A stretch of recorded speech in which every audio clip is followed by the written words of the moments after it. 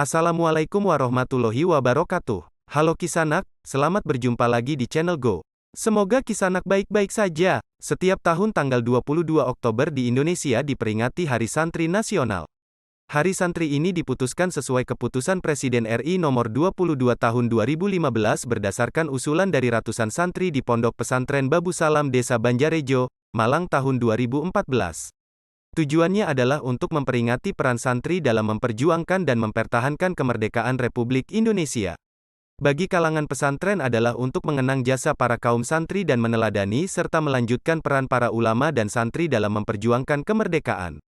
Kalau kita melek sejarah, pasti akan objektif bahwa kaum santri mempunyai peran besar dalam perjuangan kemerdekaan. Bahkan sejak sebelum Indonesia dijajah pun, kaum santri sudah ada sejak awal Islam masuk ke Nusantara waktu itu. Nah, pada video kali ini mari ulas tentang 5 peran santri terhadap Nusantara. Jom. 1. Peran santri dalam awal penyebaran Islam di Nusantara. Sejak Islam masuk ke Nusantara yang dibawa oleh pedagang Muslim, para mubalik, dan ulama, santri juga mempunyai peran dalam menyebarkan Islam di pelosok Nusantara. Misalkan Sunan Gresik, salah satu wali Songo yang mendapat mandat dari Kesultanan Turki Utsmani untuk ke Jawa pada tahun 1371 Masehi dengan tujuan mendakwahkan Islam.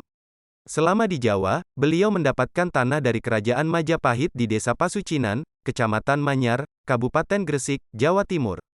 Dari sini beliau lalu mendirikan masjid dan majelis ilmu untuk berdakwah. Nah, dengan adanya majelis ilmu inilah yang menjadi tonggak berdirinya pondok pesantren di Nusantara, walaupun saat itu belum disebut pesantren, namun secara substansi sama, yaitu mengajarkan agama Islam dan ilmu yang lain. Dan dari sinilah, Sunan Gresik mempunyai murid, santri sebutan sekarang, yang juga berperan dalam menyebarkan Islam di berbagai daerah Jawa, bahkan di luar Jawa. Tidak menutup kemungkinan sebelum era Wali Songo, juga sudah ada santri sejak abad ke-7 di Sumatera, karena Islam mulai pertama kali menyebar ada di Sumatera. 2. Santri turut berjuang dalam melawan penjajahan. Bentuk peran santri dalam melawan segala bentuk penjajahan di Nusantara yang tak kalah pentingnya adalah turut serta berperang di medan laga dengan menjadi prajurit atau tentara. Banyak medan peperangan yang melibatkan ulama dan para santri sejak para penjajah datang ke Nusantara. Di antara keterlibatan santri melawan penjajah adalah perlawanan Pati Unus di Malaka tahun 1513 dan 1521, perlawanan Fathahilah di Sunda Kelapa tahun 1527, perlawanan Sultan Babuloh di Maluku Utara tahun 1577, perlawanan Sultan Menanga di NTT tahun 1613 hingga 1645, perlawanan Sultan Iskandar Muda di Malaka tahun 1629, perlawanan Sultan Hasanuddin di Makassar Sulawesi Selatan tahun 1660 hingga 1670, perlawanan Diponegoro di Jawa tahun 1825 hingga 1830, perlawanan Pangeran Antasari di Banjar Kalimantan Selatan tahun 1859 hingga 1861, dan lain-lain. 3. Santri sebagai pelopor gerakan nasional.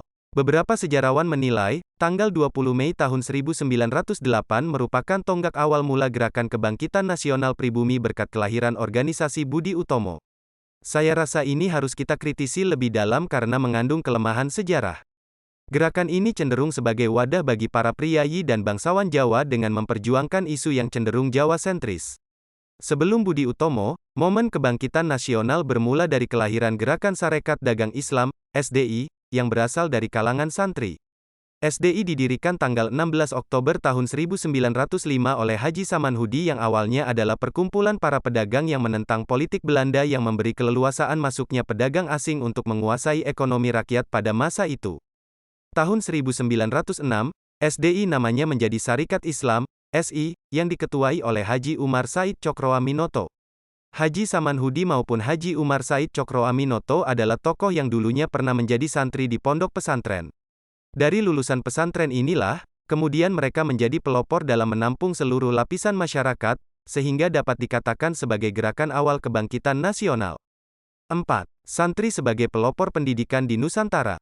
Sejak perkembangan Islam di Nusantara, para santri telah menjadi pelopor untuk mencerdaskan masyarakat melalui pendidikan dan gerakan sosial yang digalakkan melalui pondok pesantren, organisasi masyarakat, serta majelis taklim.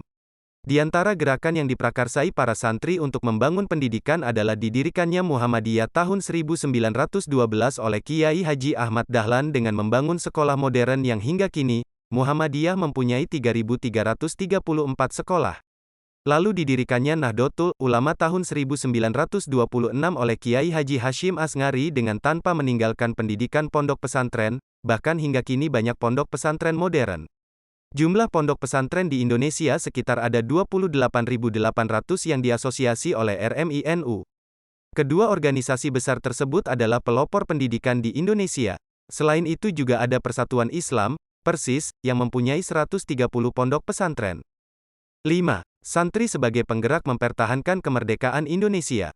Santri memiliki pengaruh signifikan terhadap masyarakat. Sejarah mencatat, santri mampu menggalang dukungan dari berbagai lapisan masyarakat untuk berpartisipasi dalam perjuangan mempertahankan kemerdekaan Indonesia. Tidak hanya itu, banyak santri juga berperan menjadi pemimpin perlawanan dan gerilya dalam perjuangan kemerdekaan. Contohnya adalah pernah dikeluarkannya resolusi jihad oleh Kiai Haji Hashim Asngari pada tanggal 22 Oktober tahun 1945 yang mampu menggerakkan seluruh elemen bangsa untuk mempertahankan kemerdekaan dari agresi militer Belanda kedua. Pertempuran tersebut puncaknya di Surabaya pada tanggal 10 November tahun 1945 yang saat ini diresmikan menjadi Hari Pahlawan Nasional. Selain itu, peran Jenderal Besar Sudirman yang pernah menjadi santri sekaligus guru di sekolah Muhammadiyah, tak gentar memimpin walaupun dalam keadaan sakit dalam perang gerilya melawan Belanda tahun 1948 hingga 1949. Terima kasih Kisanak, sudah menonton video kami. Jika ada saran dan kritik silakan komen di bawah ini. Sampai berjumpa kembali pada video berikutnya di channel Go. Saya pamit undur diri. Wassalamualaikum warahmatullahi wabarakatuh.